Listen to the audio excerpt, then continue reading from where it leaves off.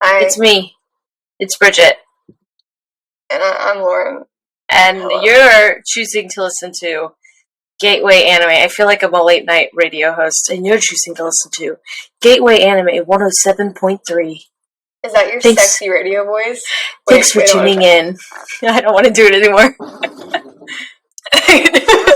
I'm trying to think of something. I'm so tired. I can't do this. Wait. No, I'm not even gonna try. It's just gonna be so bad. Do it. You're listening to 107.3 Gateway Anime. Your home for all weebs. No. Hello, everybody. You're listening to 107. Why did you plug your nose? I was itching it, and then it just kind of happened. It just felt right. It felt appropriate. Maybe we should do it like a weird early 20s. Hey, hello, everyone. Welcome here to Gateway Anime. Welcome here on the 24th. Oh, I went sportscaster. That's not it. I don't know. So we're not made for radio. We're made for podcasts. Yes. Yes. Oh, goodness. Facts. Hi. The listeners can't see this, but I'm wearing our Gateway Anime shirt I got us. Oh yeah, you are. I should have worn mine. Bummer. I wore mine because I had a meeting in person at work today, and it was just shameless self-promotion.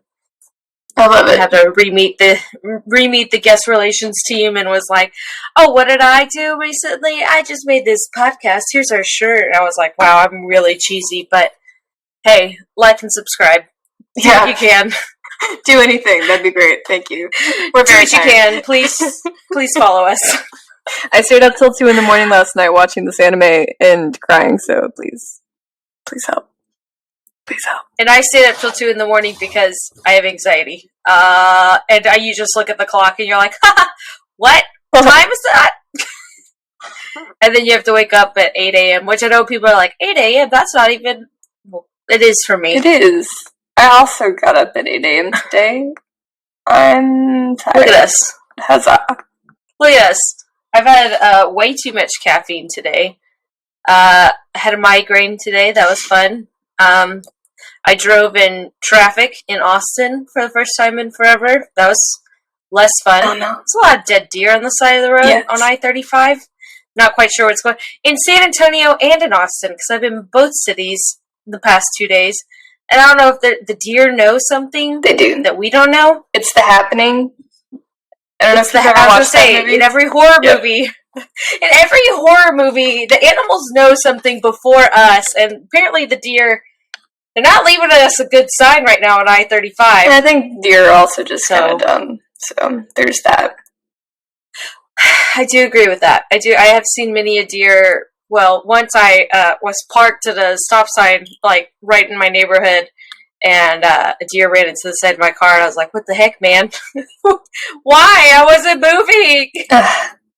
And when I was moving, I was going like 2 miles per hour. Dana got hit by a deer this week. She texted me, she said, I was hit by a deer. And I said, in your car or as a person? Please say car, not person. Car.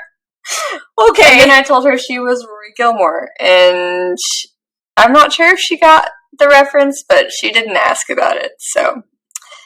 Craziest deer story I have ever heard. Friend I had in college named Glenn. No, Rand. Rand had this story. Are you sure you were friends? Glenn told me this story. His name.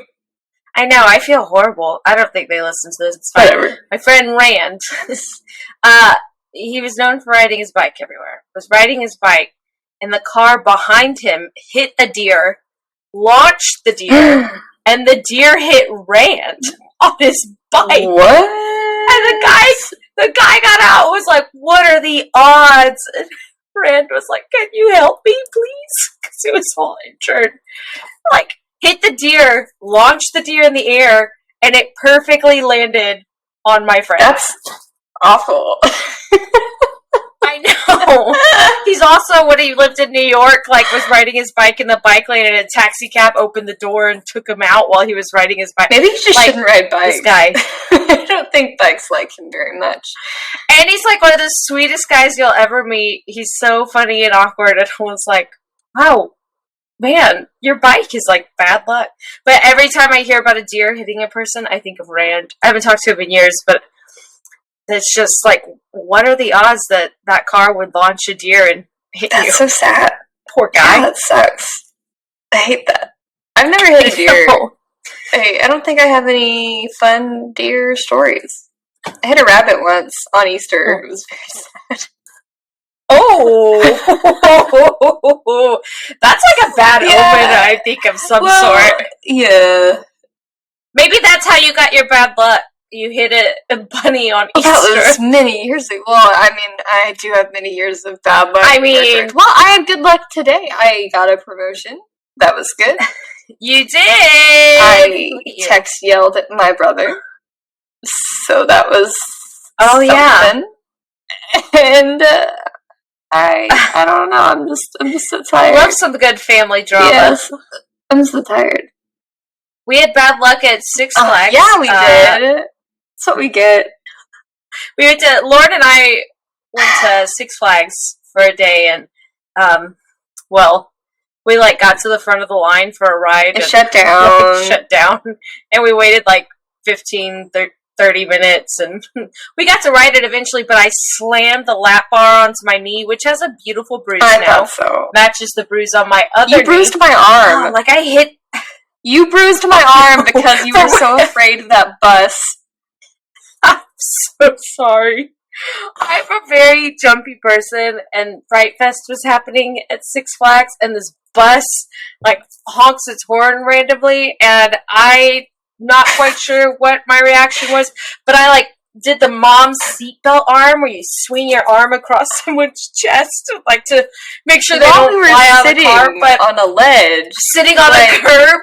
There was nothing to protect me from. There was no way I could be catapulted forward. I was gonna protect you, thank you. That bus.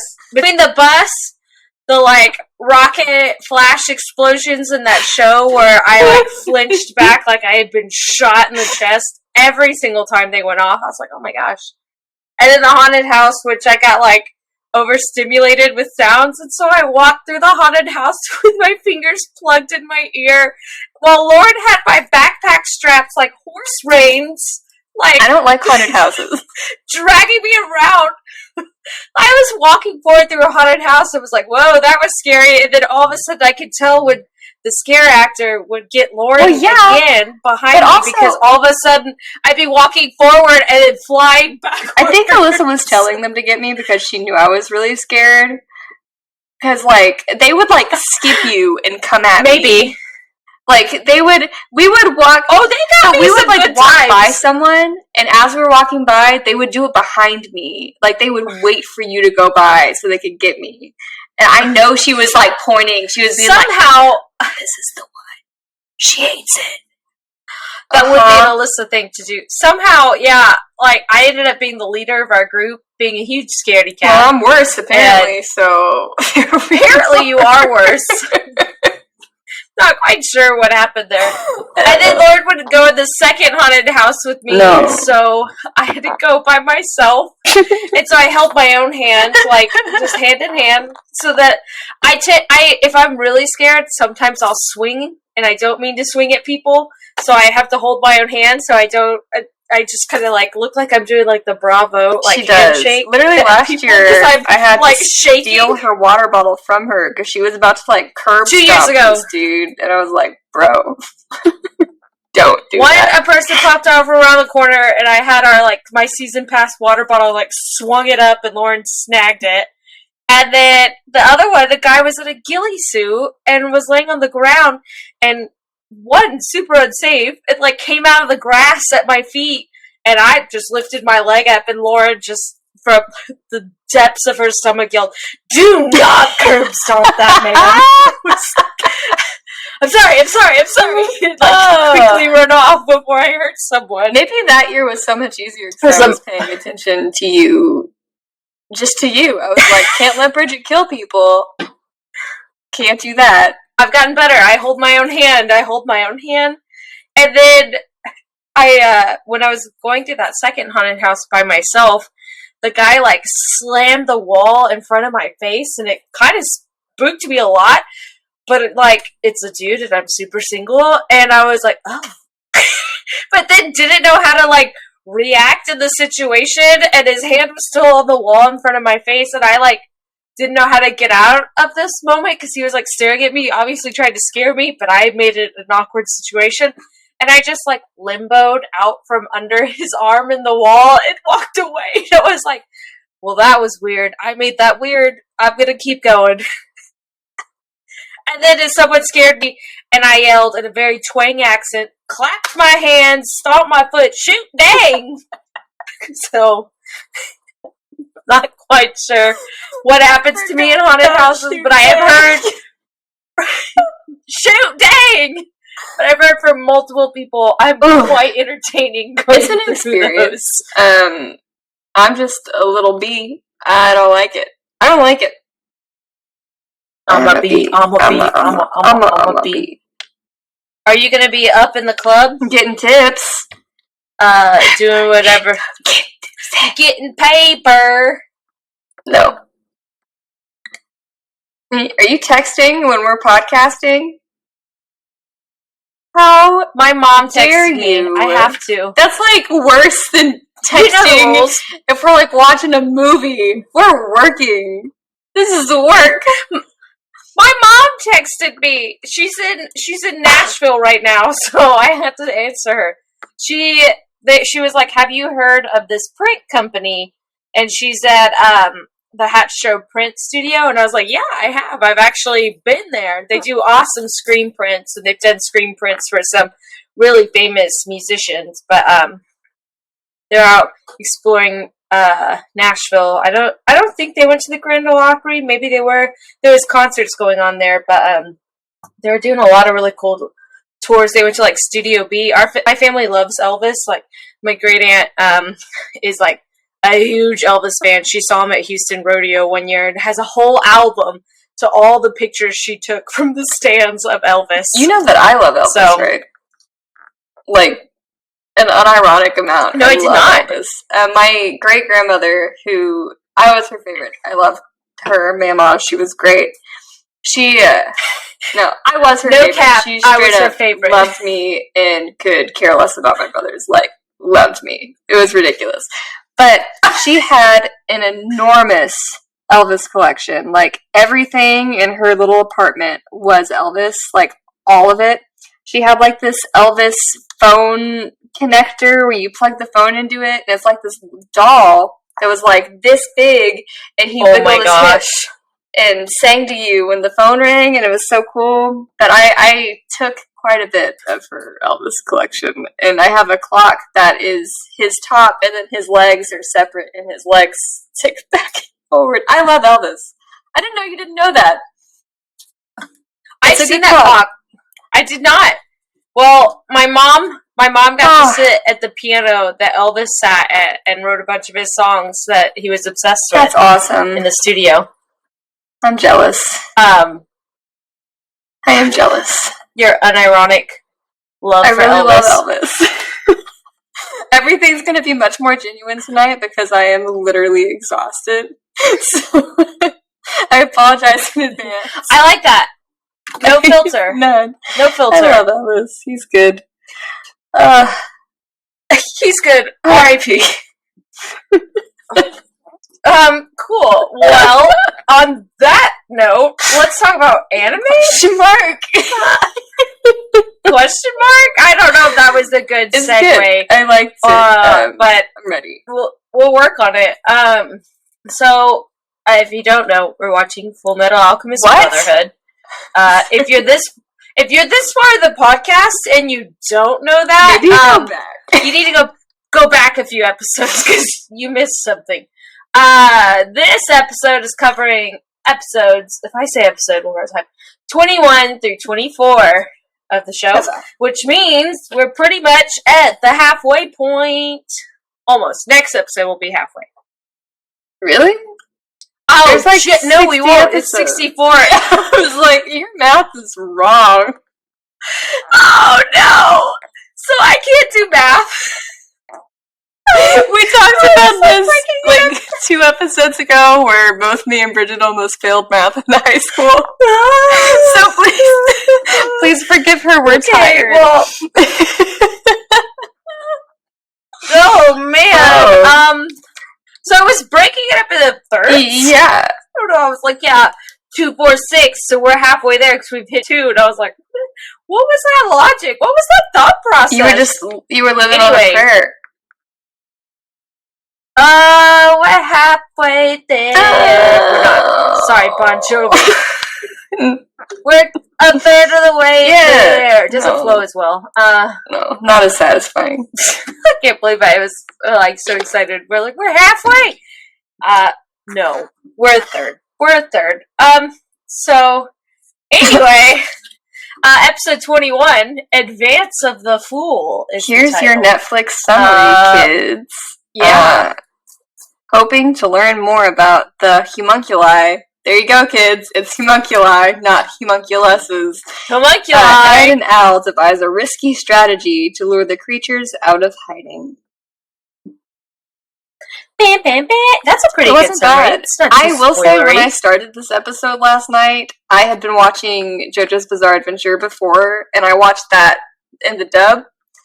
And whenever you set one to dub, it resets all of your anime Netflix options. So it started in dub, and it was so incredibly jarring to me after watching it in Japanese. I had to take a minute. I was like, what? Like, I couldn't understand what they were saying. What's happening? And I was like, what's going on? I don't know. I've done that so many times. When your brain, just does it, when you're watching a movie and all of a sudden they start speaking a different language, you're like, right? What's happening to my brain? Can I not understand? It's the Tower of Babel. I don't know what they're saying. I legitimately had to just stop and be like, I couldn't figure out what happened. I was so tired.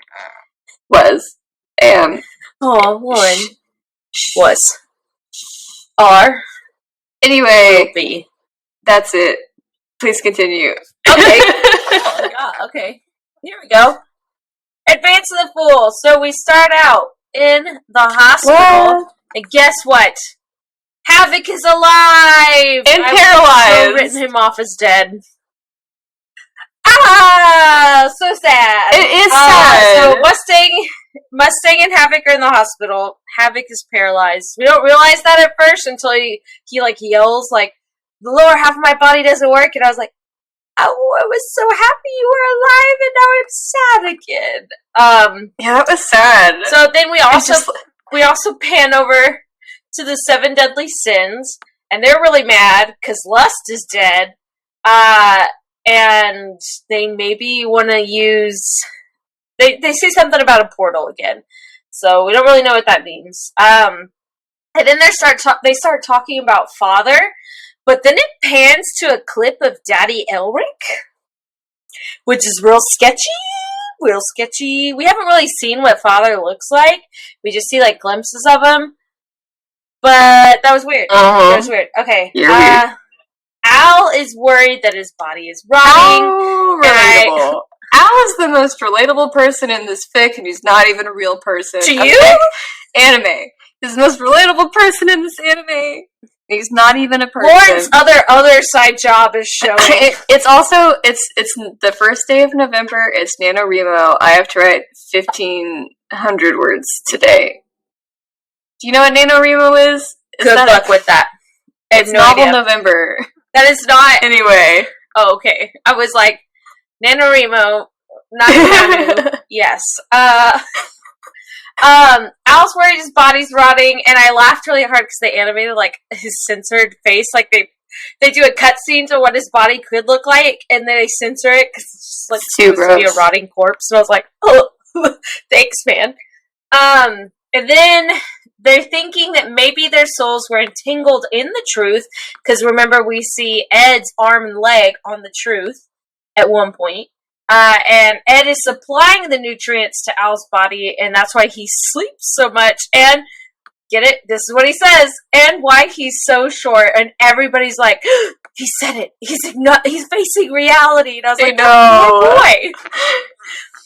First, they say that maybe maybe his metal arm and leg is weighing him down, and that's why he's so short. Now he's like having to create nutrients for 2 bodies, and that's he's just so short. Short and little. I'm like, he's just so small. This poor boy. Poor boy. They're starting to think that the Fuhrer is connected to the homunculi because of the map they got and triangulated everything. And we do a lot of jumping to conclusions in this episode because, like, when they're talking about maybe my body is supplying your nutrients, I was like, where did you jump from point A to point Z right there? Like, we skipped all the rest of the alphabet and just was like, oh, I'm doing this. I was like, I'm thinking it must be more details in the manga, and we just needed to zoom past that real quick. They're alchemists, so they use their science brains to be like, this is the only obvious connection. That's anime logic. That's not me actually thinking that. That is just anime BS. Okay. But that's exactly what happened. Well, I have an arts degree, so that is not how my brain works, as we could tell by me saying we're halfway there when we are only a third of the way there. I have an arts degree. I'm really good at speaking. Sometimes. Not all the time. My minor's in media. That works with this one. So Havoc is paralyzed, and he wants to retire. That was the saddest way the thing. To tell them, just be like, actually, you gotta count me out. I think I'm gonna retire. I can't feel my legs. I was like, bro, that was hard. Yeah, like, they don't look quite sure. They don't really know he's paralyzed, and he's like, hey, I'm retiring, and they're like, no. He's like, yeah, I'm paralyzed. They're like, huh? And it was like, his little dude, his buddy, being like, what are you gonna do? He's like, well, my parents own a shop. I guess I can answer the phone. I was like, wow. I know. That. Don't write yourself off like that. Hey. And so, it's only in your head. I knew as soon as I said it, I made a mistake. To throw yourself away. It's only in your head you're paralyzed. Or answering the phone.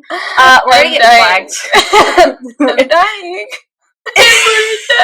Lord, why did you laugh so hard at that joke that you made? Because I'm so funny.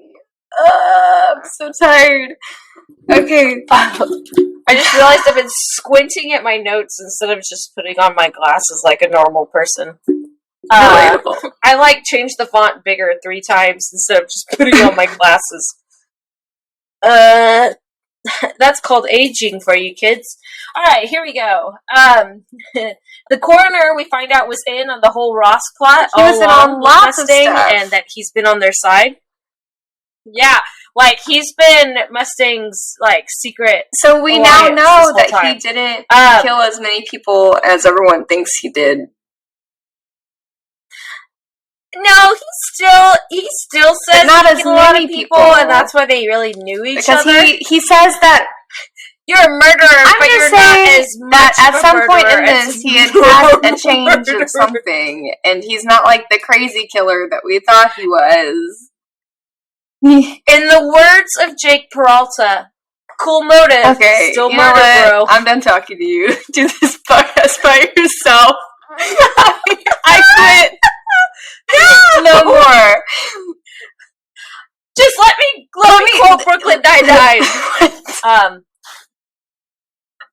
Let you discuss murder?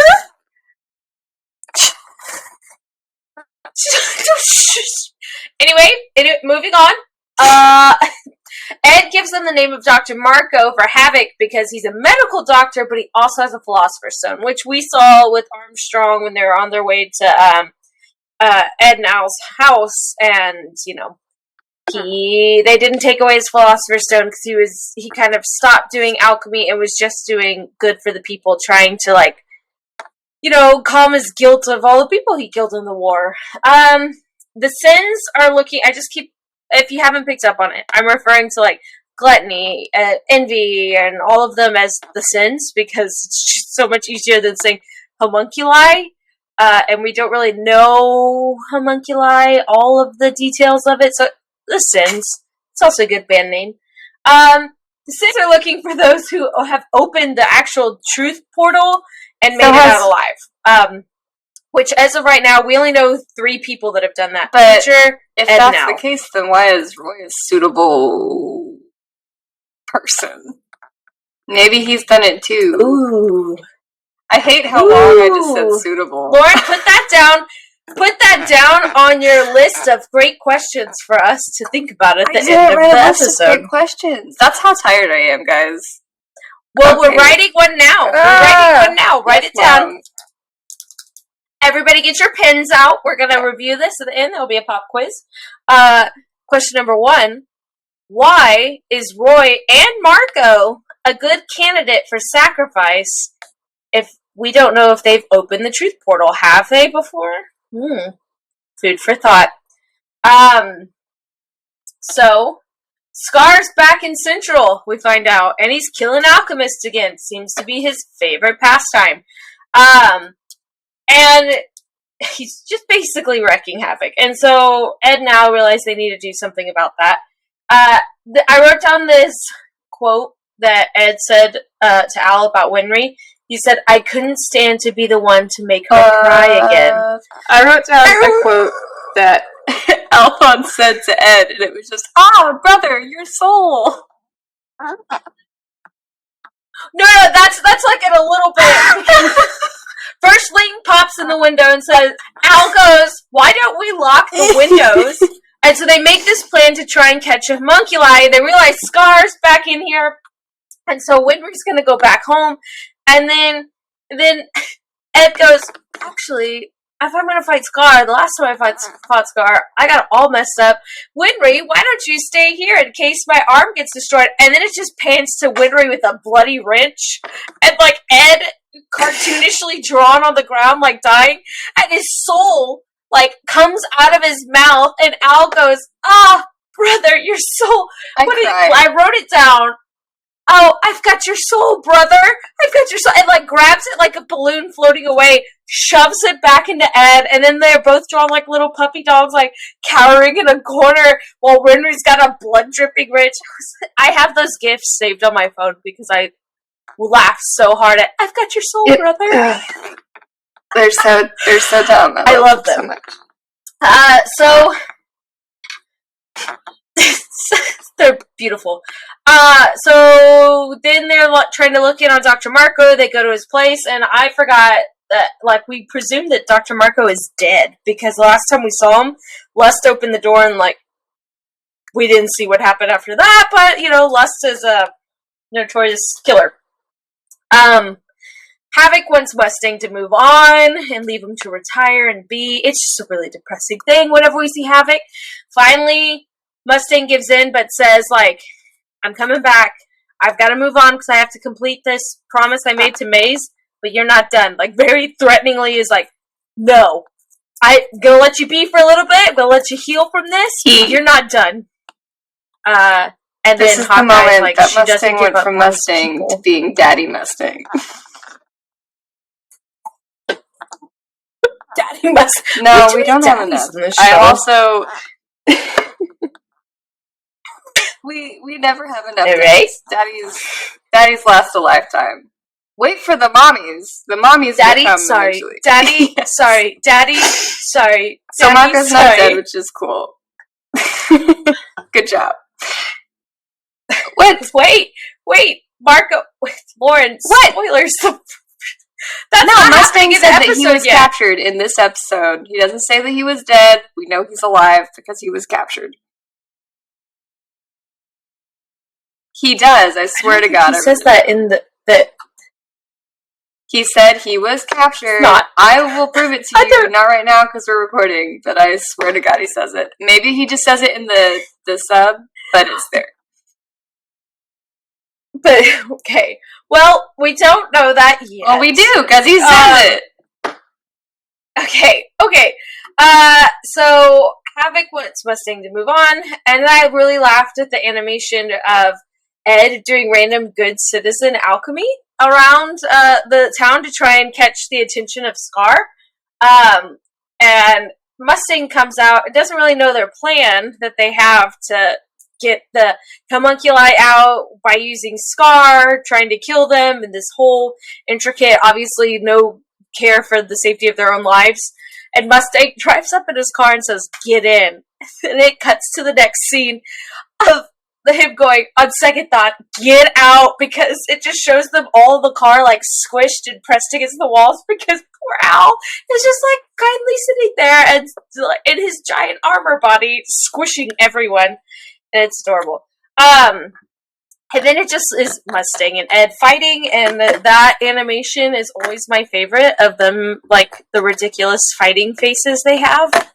And then they start using themselves as bait so that Scar comes at them, but then Scar's going to try and kill them. But the homunculi, they're trying to test that theory that they don't want Ed and Al to die because they need them as a sacrifice, whatever that means. And the police are trying to stop them and capture Scar, so Mustang and Hawkeye go up and start doing random police calls saying Scar's in other places that he's not, and it's the funniest thing because they're just it just shows Mustang being a kid and having way too much fun calling in fake calls. And then we see the plan worked. Bradley and Gluttony are on the way. Ling and their team trap Gluttony, but Bradley gets Lon Fan. And that is where the episode ends. I just want to say my final note on this chapter from when I was watching it. Whatever. The show, when I was watching it, was just Daddy King, Fear Bradley. That was the only note. Just Daddy King, Fear Bradley. Too many. I do not. I know. Too many names that are all like Lord King Fear Bradley. He's a weirdo, man. He's weird. Then that leads us. Yeah. What? No, you're good. Keep going. Thoughts with Lauren. Lauren. I'm really struggling today. Continue. Episode 22, Backs in the Distance. My first note is... summary. Oh, shoot. Summary. Oh, wait, your Netflix summary. Summary here. Oh, shoot, your Netflix summary. Oh, there we go. Your Netflix summary. Shoot dang, your Netflix summary. Scar's mission to destroy those who slaughtered his people is fueled by justified rage. Upon learning the role Scar played in her parents' deaths, when reclaims those murders' feelings as her own. I was like, okay. I guess when we find out. Not bad. Maybe a little too detailed, but not horrible. They've done worse.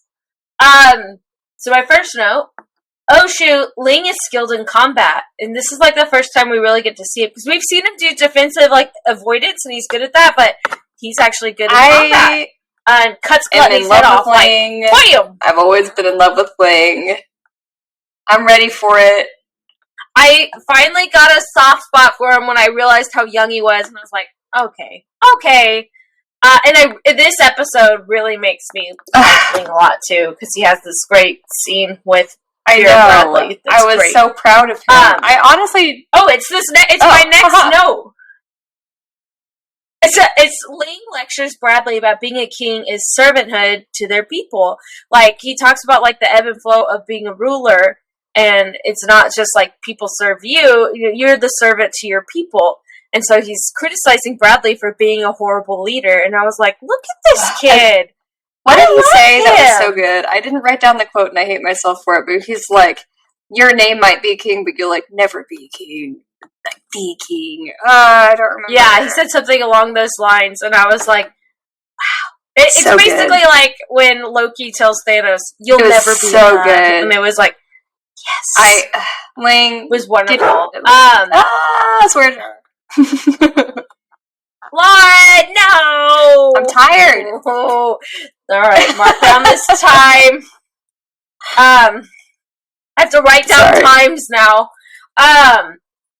So, Ling throws a flash bomb trying to escape. He's got Lon Fan on his shoulder because Bradley has like cut Lon Fan real deeply and she's bleeding out. And then we see that the flash bomb doesn't hurt him, and that his eye patch got blown off, and then Ling sees that he's got the Ouroboros tattoo in his eye, and he knows. Oh crap. Oh crap.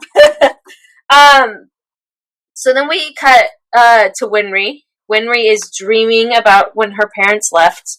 She's with the Hughes family to lay flowers on May's grave. It's a really slow, sombering moment, but it really leads up for the end of the episode. She sees Ed and Al's backs walking off and compares it to the last time that she saw her parents walking off and they never came back. And then she compares it to when she saw Hughes leaving that day because she was at his house and his back walking off and he never came home. And so basically you get the panic that she's feeling of, Ed and Al are literally could leave and never come back one day. And that really freaks her out because she loves them. And poor Winry just had such a hard time in life and is so sweet. So Al is buying time, talking to Scar about his beliefs while they're trying to get the homunculus out. And they confront Scar about the rock bells. And Al tries to stop Ed from saying too much because Al sees Winry running up out of the corner of his eye because she overheard that the Elric brothers are causing trouble or they're fighting Scar, and so she's running to them. And Al tries to stop Ed from his big mouth. He doesn't see it. He's so mad at Scar, and he yells about how Scar killed the rock bells. And poor Winry hears it all and breaks down in the street and is like, "You killed my parents?" And I was like, no, there's got to be some reason. There's got to be something.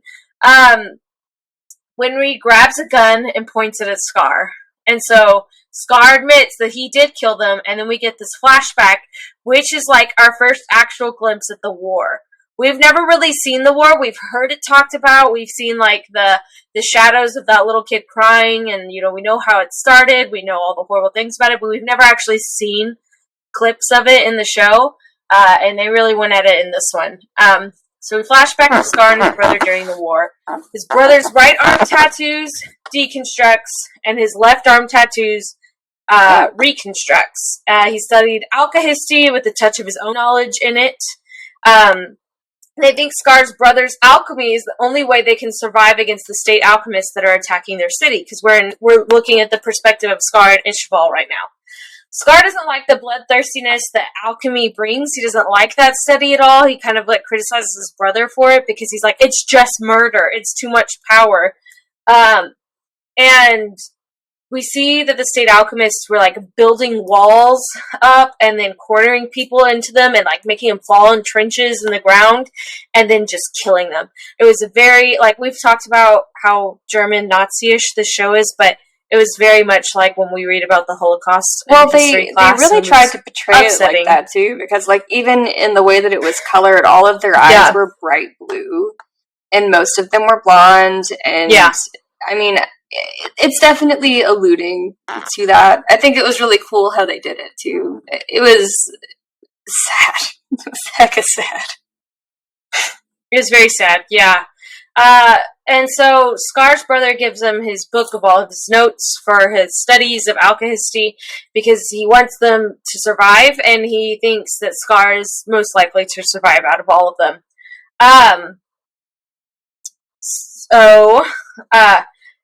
Alchemist, we see this alchemist with hand tattoos, and he's just corners Scar's family, and so we assume that's that guy that we saw in that Fifth Laboratory episode. And he corners Scar's family, and that he hits Scar with alchemy, and that's how Scar gets the big X on his face. Scar loses an arm, and his brother finds him. You see all of Scar's family's dead. You see his brother find him, and he's bleeding out because he's lost his arm. And then we see him do alchemy, and we see Scar get his arm. So we assume that he's done human transmutation, because that's the only way we've known people to get body parts, lose body parts, and we don't know what happens to Scar's brother. We assume his brother is dead, but he just kind of disappears. We don't really see. Scar wakes up in the hospital, extremely disoriented, and sees that, he thinks his brother's there with him, because he sees the arm with the tattoos, and then he realizes that his brother's arm is attached to his body, which just absolutely sends him over the edge. I mean, it's kind of like Frankenstein when Frankenstein's monster. I know somebody will say it. He's like, I've got all these different body parts that aren't mine attached to me. What's happening? And so he goes into this fugue state. And the Rock Bells, he's in their camp where they are treating people, and he just sees that they're different, and he just views them as emestrians, and in this fugue state, he stabs them because he sees his whole city destroyed. So it's kind of like Scar feels horrible about it. And I don't want to say it's justified, but he was in a fugue state, and it's just a horrible situation. A horrible situation. I really like the way that he talked to Winry about it, though, because he was just like, "Yeah, they were my enemy. Like, what do you expect from me?" Sorry, could you say that again? Sorry, I'm having trouble hearing. Siri was having trouble hearing you. She was really intense on that too. Is this better, Siri? This is good. Ew. Ew. This is a weird ASMR video. Anyway, I like the way that he went about that. Just like, yeah, it happened. We were at war. What do you expect? But also, like, he was like, if you shoot me, kind to her about it. Yeah, I will not stop you. I apologize. It was bad. You can take my life. You have the right to shoot me, but if you shoot me, you are my enemy. Mm-hmm. And I was like, get it. It was it was one of those wake up calls that this isn't just a fun show. They are in the middle of a war, and it was really sad. So Ed jumps in front of Winry, and it reminds Scar of his brother sacrificing himself for him. And then Al blocks them and saves them both. A little lighthearted moment that I love that the animators gave us. I think really it's because he was jealous. The cat flies off the box because they explode this wall, and it's just this funny animation of a cat going. I don't know. I was like, thank you for giving me one little giggle in this really sad moment. So, Al straight up jumps Scar as soon as in his mind he thinks brother. And I was just like, oh, he's so jealous that someone else called Ed brother. He just had to attack. It was great. I love it. It's not actually what happened, but I liked it. I can't see you, your video went away from me, so I don't know what yours does that about every 5 minutes to me, so I just pretend like I can see you and just nod my head because I can't see you most of the time when we record. Oh, cool. Well, I'm being real honest, and it's gone. So I hope that you are smiling. And I am great. I am. That's great. Good. I love it. So eventually, Winry puts the gun down. She can't shoot, even after all the killing that Scar's done. And so Scar runs off, Al chases him, but Ed stays back with Winry, and Ed reminds Winry of all the lives she's saved and helped, and he says, your hands, they aren't meant to kill, they're meant to give life. That's why. Because she asked why she couldn't shoot. And I just, wrote in all caps, oh, my heart! My heart! It shattered me. And then poor baby just starts sobbing. And he just holds her. And I could cry right now. That's how the episode ends, by the way. And it hurts your heart. And it makes your ship come to life. Here's some fun facts and some voice actors. Are you ready? Yeah. So this was actually taken from two different parts of the manga. Scar's flashback doesn't happen until way after this.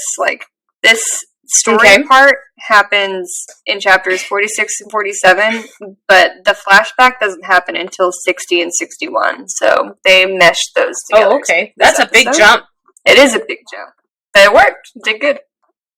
Yeah. I only have two voice actors, but I did the English and the Japanese, so however you're watching it, have a good time. Scar's brother, whose name is just Scar's brother. His English voice actor is Robert McCollum, and he is the voice. Do you want to guess who his voice is? There are two things you've seen. No, because I can't even. Both of them. I can't even hear his voice in my head anymore. I watched this a week ago, so I can't hear it. He's the voice actor for Reiner Braun from Attack on Titan. Okay. And freaking Reiner. And Stain in My Hero Academia. So Super cool. Two really complicated characters for me. And then, hilariously, he also the Japanese voice actor voices two of my favorite characters, and they're both evil bros, and I love them. But his name is Takahito Kosayu, and he is the voice of Dio Brand in JoJo's Bizarre Adventure, and also Adam in Skate to the Infinity. The amount of times I heard you and he's also Zeke talk Yeager. about Dio this weekend. I love Dio. I love Dio. Well, I hate Zeke Yeager. Well, I love Dio and Adam. Zeke's a jerk. Who cares? Well, and then we got 2 out of the 3 that work. I've got Winry's dad, Yuri Rockbell. Pretty sure that was his name. I also just wrote down Daddy Rockbell, but I'm pretty sure his name was Yuri. So, his English voice actor is Joel McDonald, and he is Aoyama. Had a farm. In My Hero Academia, or if you only know his hero name, he is Can't Stop Twinkling. He loves cheese. Or Naval Laser. Or that. He also plays Pinchette in Yuri on Ice, who is adorable, and we love him. And then his Japanese voice actor. Let's see if anyone was actually paying attention when we went over the Star Wars episodes. His name is Misaki Turasama. And do you remember who he voiced, Bridget? No. He voices Ronan in the first episode of Star Wars Visions. Okay, in the duel. All right. Mm-hmm. So that's cool. That's it. Those are your voice actors for this episode. Embrace them and enjoy them. The end. Embraced and enjoyed. Thank you. Right. That leads us to episode 23. Whoa. We're on the battlefield. Lauren, you got a Netflix summary. Let's go, Netflix summary. Cooperation between Mustang's Cabal. I love that they use the word cabal. I was like, what? Anyway, I paused when I wrote it, because I was very just like, who? Why? Whatever. Anyway. Cooperation between Mustang's Cabal and Ling Yao's band. Again, can't just say group. Whatever. This band of warriors leads to the capture of a homunculus. That's it. All right. The end. That's not bad. I mean, not bad. That was our goal. So we're like, all right, maybe we completed a goal. Are there issues? We don't know. Now we're going to tell you if there are. Always Here issues. we go. Ling manages to escape, but Gluttony is following their scent, because Gluttony's like their token pet dog. Ed takes Winry back to the police, gets her to safety, but gives her his jacket, and I was just like, sweet baby. I needed to pause it for a moment and just be like, my sweet ship is sailing so well. Winry says, why is waiting the only thing I can do? I'm really hoping that's a foreshadow that Winry's going to be like our Hawkeye and be able to be awesome on a battlefield, because I would love to see it. She's already amazing with tools and the metal, what did they call it? The metal arms Automail? and stuff. Automail, thank you. She's really good at that. So you know she's very skilled. Hawkeye comes back inside the room to tell Mustang to stay out of the field because she's protective to her boyfriend, and I love that. So basically we see Ling running and is freaking out because they're tracking his scent, and Lan Fan, I thought she was going to kill herself, because all we see is her take out a blade and say, I'm a burden. Yeah, I thought she was going to kill herself too. No! And, you know, then it cuts away, and so I was like, no! Al wants to believe and be really grateful for his body. I wrote that, and I don't really know what I was referring to in that moment. He had a conversation with Scar, because he said you should hate Alchemy for what it did to you. And he why do you believe in this? Yeah. And he was like, it gave me more than it did for me. So basically, they're running to the train station. Scar and Al are fighting. And so Scar and Al are kind of doing like philosophical conversations while trying to murder each other. It's a great situation. As one does. It's very, very, very masculine of them, isn't it? Very woke. And then all of a sudden, Gluttony busts in, and it's Scar versus Gluttony. Scar doesn't know anything about the homunculi, so I just wrote, uh-oh, because Scar's gonna try and do things, and it's not gonna work. Then we pan over, and Bradley's now hunting the scent for Lan Fan and Ling, and he's like, he's like, oh, they're in the corner, I got you, and we see Lan Fan didn't kill herself. She cut off her arm and tied it to a dog, and it's just like flopping around as this loose, cut off dead limb, so that he followed the blood trail of her arm while Ling is able to get away with her. And he just is like, what a boss. You see Bradley go, yeah, you see Bradley like, respect. Yeah. Respect. Like, you had to cut off your arm. What a boss. So, for real. I mean, Lan Fan, we don't deserve you. No, we don't. Well, Ling doesn't deserve you. Ling definitely doesn't deserve you. But Lan Fan, you are too good for us. And I love Ling. So I love them. I especially love Ling. But you're too right good. after this moment. Holy crap. When he came out with that stuff, stop it. Continue. Sorry, I'll get to it. I'll get to it. Hawkeye drives up in the car, where Scar, Ed has shown up now because Winry's safe, and Al are fighting, and none of them recognized her because in her disguise just puts on like this scientist jacket and puts her hair down from the barrette, and all of them are like, who are you? And I was like, oh my gosh. But that's so typical of a they're all voice. so like, stupid. I've done that where I always have my hair in my bun and then I like have my hair down or curl it one day and they're like, oh, I didn't recognize you. It's like every what a hot girl jerk. transformation in any 90s movie. Like, take your put her hair glasses down off and and took put off her her hair glasses. down. Yeah. So they drive by, and I love the animation they did, like, trying to put it together that it's Hawkeye. So she shoots Scar in the knee like a boss, just, like, drifts up, shoots him in the knee, and they have captured, because Ling realizes the homunculi just keep growing back, so he cuts off... he jumps out of, like, a sewer grate, and just, like... Yeah! Spider-Man's his way up his body. Yells at them to, like, so good. Wrap metal around him because the body's going to try and grow back, but it's going to be so constricted that they have it captured. And it was like, bam, auto trap. And I was like, dang, Ling! And so they throw Gluttony in the car with Hawkeye. Ling's there. He takes Lan Fan. And Hawkeye's like, peace, boys. Y'all take care of yourselves. I got to get this thing out of here. And drives off. And I was like, that was so quick and so, like, well thought out. And wow. Dope. Right? So dope. And then, all of a sudden, sweet little Mei Chang jumps when out. You run a cabal. Oh my gosh, Mei Chang. Chang. Sweet little Mei Chang cabal jumps is out. a ridiculous word. Anyway. And it's like they're trying to shoot my friend Scar. And she just immediately takes down Ed and Al with her little daggers and dagger alchemy. She was amazing. And they're like, what kind of alchemy is that? Who was this kid? And then they escape. Or Scar and Mei Chang escape. She's very skilled with, Al asks what kind of alchemy it is. They don't really know. We don't really know.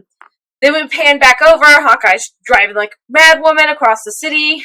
They go and get Lan Fan because, Ling had hit her somewhere so that she didn't get captured and she could just rest while he helped the boys. They go and get Lan Fan and they drive by and like, King Bradley happens to look by and recognizes Hawkeye and recognizes that Gluttony is with her. And it's super ominous. And they drive off. Okay. Trouble. Then it cuts back to Ed and Al. We see that Al has stolen the adorable little panda. Xiao Mei, that normally hangs out with Mei Chang. Steal the panda. He found the panda. And he automatically is like, oh, poor baby. And so Ed tells Al, first stray cats and now this, how many animals can you stuff into that armor? Which is like my favorite because now we know that there are other situations where Al has like taken in poor sweet babies and hid them in his armor so Ed didn't see it. So he could take them home and take care of them. And I love that so much because Al's such a sweetheart. So they're heading back home because Scar's escaped. And then they're going to see Winry. And Bradley's sitting in the room having dinner with Winry. And you're just like, oh crap. it's clearly a threat to the boys that he can get to their most vulnerable people. And so they sit down with Winry and they tell her everything about her parents, everything they've learned so far, and it's just, Winry is so sad and depressed. But she gets a phone call, and I think the boys, pull some strings to get this phone call, and the entire town of Risenbull misses her, needs her. They're telling her about their automail issues, how other people don't do it as well as her. They want to see her. When is she coming home? It's not Risenbull, is it? It's the other place. It's Rush Valley. Oh, you're right. It's Rush Valley. It's not Risenbull. But it's where she was working in her little automail shop, Rush Valley. And it's just like, it makes her feel so good and loved, and like gives her the hope to keep going because she sees that she is doing good. She's not just waiting or not just here to maybe see if Ed and Al die. Like, she is fixing and changing lives outside of Central City. And I was like, you sweet baby, never feel sad again. I love you. And then I write a lot of notes for this, 2 seconds that happen at the train station because it's my favorite thing. Winry's going back to Rush Valley. She's getting on a train. Train's getting ready to go. It's really loud. Ed and Al are standing on the platform. Winry's inside the train, at the window. And she's saying bye, and she says, okay, no dying, okay? And you hear kind of Ed mumble, and the next time I make you cry, I hope that... And then there's this loud noise, and he's, starting to walk away, and I was like, no, what were you saying? What were you saying? And luckily, I didn't think they were going to give this to us. Ed, gets the most courage he's ever had in the show. Even though he's in life and death situations all the time, he, swallows his pride, turns around, and, screams, I hope there'll be tears of joy, and Al and I will be back in our normal bodies, and I'll make you cry out of sheer happiness. That's a promise. And in my next note just says in all caps, he loves her! He loves her! And then Winry says, all this time, have I been falling for him? And essentially, I wanted the episode just to end right there because I died. I died of happiness, sheer happiness. I was so happy. This is my ship. This is my couple. And they love each other. And I need them to tell each other that. And we basically did. And I love them. So there's that. Yeah, and we're about to pan into the beginning. This is going to leeway us into the next episode. But that's the most important part of this. My ship is sailing on beautiful, smooth waters. I'm happy for you. On a bright, sunny day. Very happy. With 60-degree weather. It's just a great ship. Good. It's good soup. I'm really passionate about I understand. I know how it feels. It's the best feeling in the world. And you should ride that feeling. Once you have that feeling, you win. Shows do not like to give you successful They don't. ships. And when you have it, you need to take it. So you know what? Don't apologize. You just revel in the glory that your ship will be. It will be a ship. It will make it across the ocean. It's going to do it. There's wind in those sails. We will not Titanic this ship. There are wind in these sails. Alright, so here we go. Back to the dark and gloom of the show. Because that's what happens. You get a little glimpse of happiness and then right back into the heat of it. What is that? My husband's phone. Oh, I was like, are we getting sound effects? Is this for my ship? Yeah, let's celebrate. No, that was Will's phone. Sorry. Continue. Oh, that's okay. Okay. So the corner, we pan to this safe house out in the woods that everybody is at. It's Mustang, it's Hawkeye, it's Lanfon's the coroner, and Ed now. So the coroner's helping Lanfon's arm issues. Makes a funny comment normally I don't have to deal with live people. They've stopped bleeding out. And I was like, all right, well, dark humor's not needed right now. She's really hurt.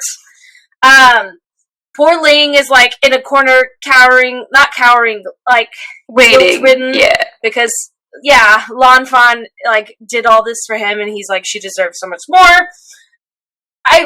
got sidetracked because I was still riding the high of my ship, and I said, does Ed look taller? Older? I think he does. I think he's drawn taller and older. I don't know if that's proven. If you've watched the show, is this the episode has happened? They did like a flashback, and I think it was when Winry was like thinking about him, and he does look older because you see him at the beginning of the anime, right? And he's like his face is more rounded, and he's shorter, and he seems. We're progressing into real hot. He seems like he's growing up a little bit. We're progressing into hot Ed. I'm into it. Anyway, back to the set thing. To head. No, let's not call it that. I'm tired. I'm sorry. I'm just scared. So they're talking to Lan Fan, and Lan Fan tells Ed that her arm trick was inspired by when she first fought Ed, when he like put his metal arm in the ground with the white ribbon and trapped her. And that's how they caught and teamed up with Ling. And so she goes, I did that. And it's like, well, yours is a little more intense. And so she's like, I guess, extreme. Yeah, she's like, I guess I need some automail now like you. And they're like, we know a lady. So Ling reveals that Bradley has the Ouroboros tattoos. Now everybody knows, like, Ling says this a few times that Bradley smells different than the other homunculi. So he's assuming that he's like a homunculi hybrid, which we've talked about because he ages, and so we don't know how he's has a kid. Than the others. Yeah, he has a kid. And so Al goes, but he has a kid. And I said, yeah, Al. How does he have a son? And then they just... Yeah, Al, he has a kid. They just quickly go, oh, the son's adopted. And I was like, oh, okay. I guess that makes sense. Yeah, just throw that away, yeah. Yeah, and then I was like, all right, a perfect disguise. You have a nice family. People are going to assume you're this thing. And so then they're all starting to argue about the Philosopher's Stone that's in Gluttony, what they're going to do with it. They're like, Lan Fan needs an arm. And now, like, we've been doing this forever. It's classic, like, masculinity argument again. And then all of a sudden, Gluttony starts just raging out because he sees Mustang, and Lust was like Gluttony's love, like she watched him and took care of him, and he just like all of a sudden does this like mutation evolve thing, and like the side of the house just blows out, and the episode ends, and I was like, what? Ooh, yeah. What? Which leads us into our last episode, which is crazy. Do you got any fun facts or anything? No, I didn't for this one. I don't got anything. It's okay, because it's just kind of like a part one, and this next one's part two. They flow seamlessly. Oh, boy. So are we ready for In the Belly? Give us that Netflix summary. Gluttony's twisted powers overwhelm the Elrics, and the creature's appetite is satisfied by the battle's end. Bam, bam, bam. That's it. I mean, it's not horrible, but it's also not my favorite. It's not the worst. Not the worst. It was a little clumsily written. Could have been better. I wouldn't have put that in. I wouldn't have put that in part in there, but all right. So here we go. Oh, no. You paused. What happened? What do you mean I paused? Can you hear me? Okay, you're back. Your voice got all like, yeah. So here we go. 24, In the Belly. And it pans to Envy saying the candidate for sacrifice thing, and there's like someone in this jail cell, and we turn, it's Dr. Marco. He's alive. And he basically tells her, like, I know what you're doing. She's like, oh, do you? And says one part, she's like, man, you're almost there. But he says they're using the land as a giant transmutation circle, which if we go back to, like, I think like 3 episodes ago, we have that conversation of, like, how they lingered on that overhead shot of the city, and we both said that the roads looked like it was a transmutation circle. And it's right. All right. Mm-hmm. So then we cut to Wrath, a.k.a. Fear Bradley, and he's standing outside his house, like, looking at this light and this moth. And there's, like, this voice in his head, and it's, like, criticizing him, but we don't really know who this voice is. And then he refers to that voice as Pride. Bam, bam, bam. We haven't met Pride. Who is Pride? It's criticizing him, saying he's got, like, a soft spot for the humans. I just realized I had salsa on my shirt. I'm so sorry. Like, I'm sitting here, and I was like, what is this on my shirt? I didn't see it. Salsa. Well, I saw it. Sorry, listeners. Oh no. Anyway, okay, so Pride, bam, bam, bam. We have met all of them now. We saw Sloth, but we didn't really meet Sloth. He was like powering up something. But Pride is there now. We know Pride exists. So here we go. Gluttony is basically turned into a giant, like, mouth, teeth, eye monster thing. And I made a note that it kind of looked familiar, and then they talk about it. But it was hidden in his belly, and it's consuming everything in sight. Mustang, classic Mustang, just shoots at it with his fire, and it just, like, straight up ate the fire. And we're like, that didn't work. What? It ate fire. He's gonna have some spicy food. If it's hot going in, it's hot coming out. Facts. Facts. From two people with IBS and lactose intolerance. Facts. That's us. So now they have to try and destroy Gluttony. But Mustang is still, like, seriously injured and is struggling. So they're, like, running through a forest away from Gluttony, who's just, like, ate a side of a house, ate trees, ate fire, and they're all like, ooh, what? So then all of a sudden there's, like, this dog in the forest with red eyes spying on them, and I was like, what is happening? Where did this dog come from? But Mustang creates, like, this fake decoy of him, which is great, and Gluttony straight up is just, we know Gluttony's the dumb one, and eats it, and then we realize it's just, like, dirt Mustang, and the boys have got Mustang and getting him in the car.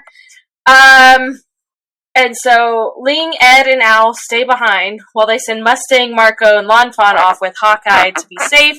Mustang's like, I don't want to leave these kids here, because I always forget they're like 14 and 16. All the babies! All the babies, but they're like, you're literally bleeding out. You need to go. And then, Hawkeye gives Ed a gun. Ed says, that's a weapon for killing people, because, they don't want to kill people. And she, like the insightful lady she is, says, yes, but it's also a weapon for saving lives. Which, respect. I went, oh, there's that talking dog again. And then I was like, oh my gosh, it's Envy. Duh. It's Envy. I didn't get it either. I thought it was Pride for a minute. I was like, is Pride a dog? Like, what's happening? I was like, who's this new character? And I was like, oh, duh, it's Envy. I'm glad I'm not the only one. I felt so stupid when they finally transformed, and I was like, oh. Yeah, that makes sense. That's right. You change into disguise. Okay, yeah, okay. That was my bad. I missed that. I felt so dumb. I'm glad it wasn't just me. No, it was like, me too. Oh, talking dog? I felt so incredibly stupid. So I'm glad. We're good. Here we are. Yeah, good. That's so. If you didn't know, Envy can change disguises, which Lauren and I completely threw out of our heads. Well, I didn't realize that it could change into animals too. Like, I thought it was just a human thing. But here we are. Fun fact. Would you want to know my fun fact for this episode? Sure. In the manga, Envy turns into a horse, not a dog. I don't know why they need to change that. I guess because maybe it's more dogs inconspicuous if it's a dog out in the forest rather than I'm running through the forest with this giant Clydesdale staring at me. Why not? Why not? On farmland, there could be weirder things. It's true. It's your chair sounds like you're farting very loudly. I know, I'm not farting. I'm sorry. My desk and my chair arms don't match up very well, so every time I, like, shift slightly, it sounds like a big fart. I, like, haven't heard it this whole episode, but both of us hit a quiet spot, and it just went... It's like, I promise it's not a fart, it's just a chair. Oldest story in the book, I know. It was too soon after our IBS joke that that was great. Yeah.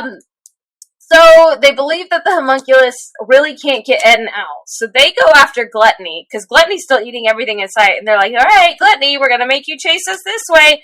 And then it leaves it to Ling versus Envy.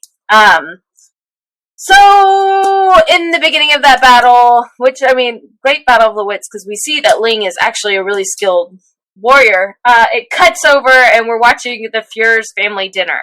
And I was just like, ugh. Basically, you just hear the kid talking about why I love my dad. And I'm just like, this is annoying.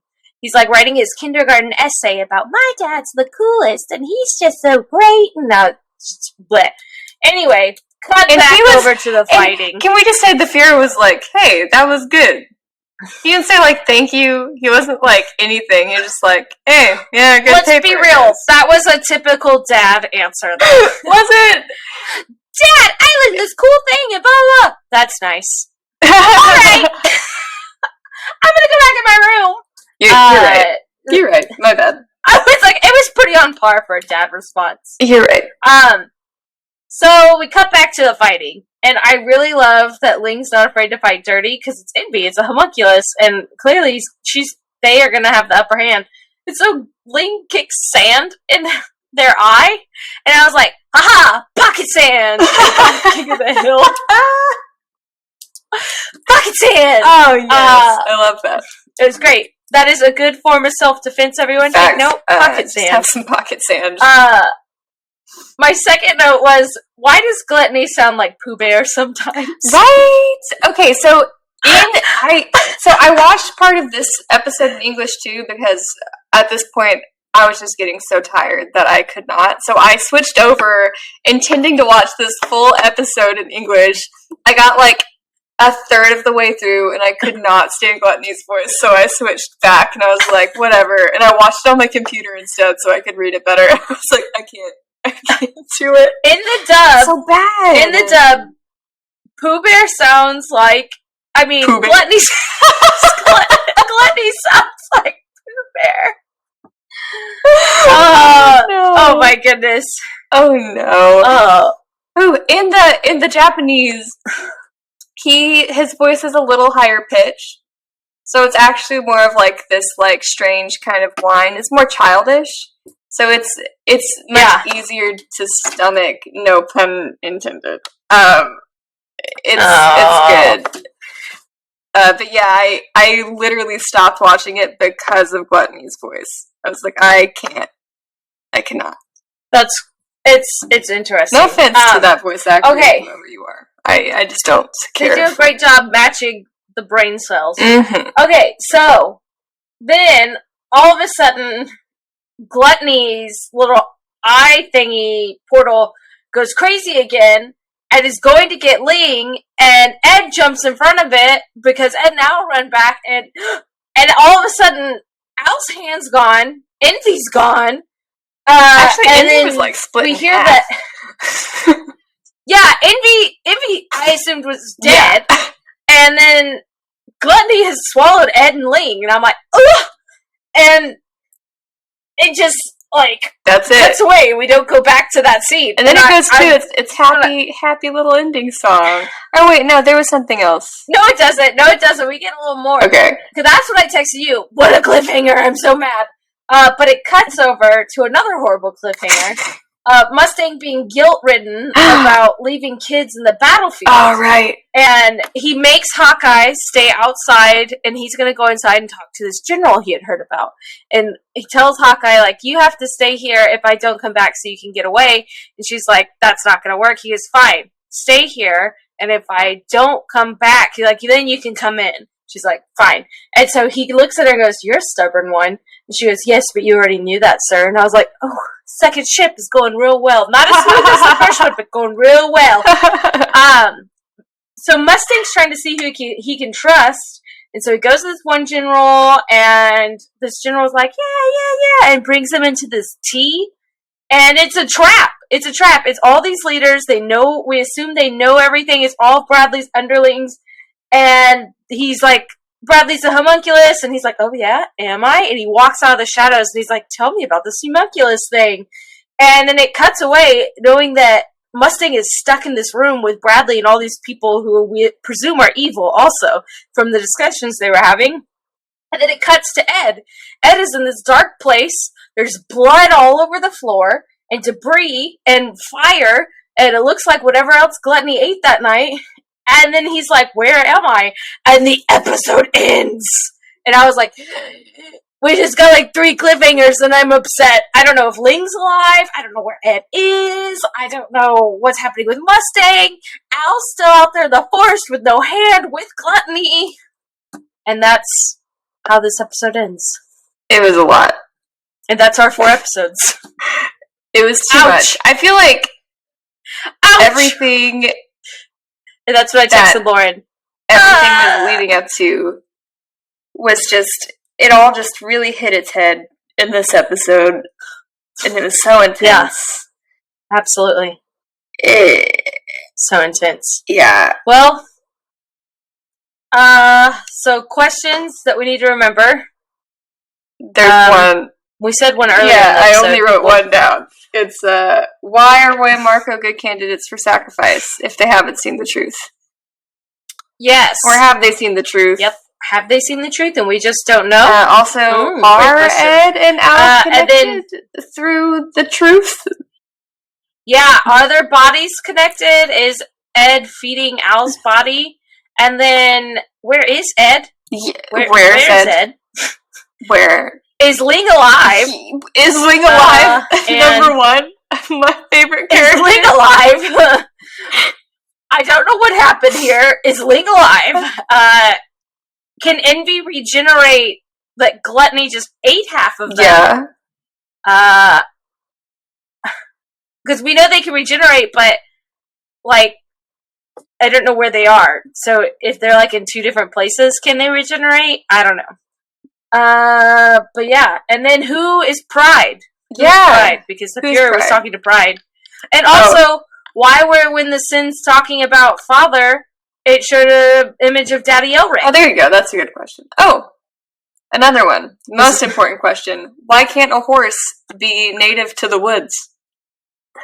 That's biggest question of the night. Haunting. Why couldn't Envy be a horse? Absolutely haunting. So, there we go. Why couldn't we have a Clydesdale running around? Big questions. Oh, deep insights right so here. Next episodes we're going to watch for next week is 25 through 28. It is 25, Doorway of Darkness. 26, Reunion. 27, Interlude Party. And 28, Father. Maybe we finally meet him. Maybe. So, that's next week. Tune in next week. This is our first episode of November. Wow, happy November. Woo! Happy November. Also, if you dressed up like any anime characters for Halloween, please send them to us. Yeah, we like that. We want to see what you dressed up like. Or if you just dress up as anime characters in general, let us know. Yeah, we like that too. Or if you got cool art or want to give us like shout outs or anything, or you want to have something shout out on the show, look down here.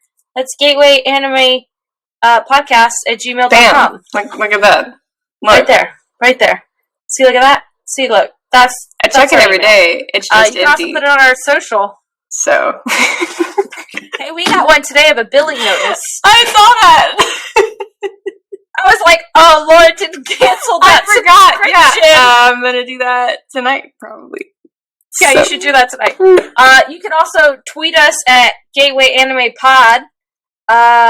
You can also post on our Instagram, Gateway Anime Podcast, or our Facebook, Gateway Anime Podcast, or like and subscribe on our YouTube channel if you're watching us. Gateway Anime Podcast right here.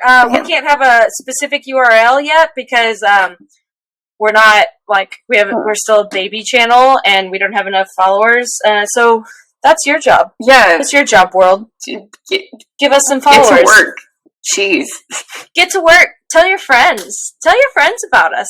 Tell your dad because he doesn't understand you and you want him to. And he'll just be like, okay, yeah, that's great. It's not gonna work, but you could try. Just you can do the Fuhrer King Bradley and be like, okay. And if you're a horse that can talk, hit us up, Mr. Ed. Or if you know a horse that lives in the woods. I just want to know. Let us know. Send us a picture. Or if there's a talking dog that lives in the woods with red eyes. I don't want that. Actually, don't send us a picture. I just want the horse. No. That's called a Wendigo, and I'm not a fan. Unless it's the movie Antlers. Still needs to see that. I need to see that too. Maybe tomorrow. Oh, is my mask in your car still? Oh my god, did you I forgot you put that in my car. It probably is. It probably is. Well, Lauren's got a really spooky antler mask. You can't really see through it, I found at but it Goodwill. is really cool. No, it doesn't line up to your actual eyes because we don't have deer eyes. Unfortunately. But, it's fun and spooky. Can you imagine? We don't have bulbous eyes that look in two different directions. It'd be cute. Unfortunately. Well, anyway, y'all, I'm not going to keep us here too long. Please watch for next week, and guess what? We love you, and we love anime. Okay. Bye!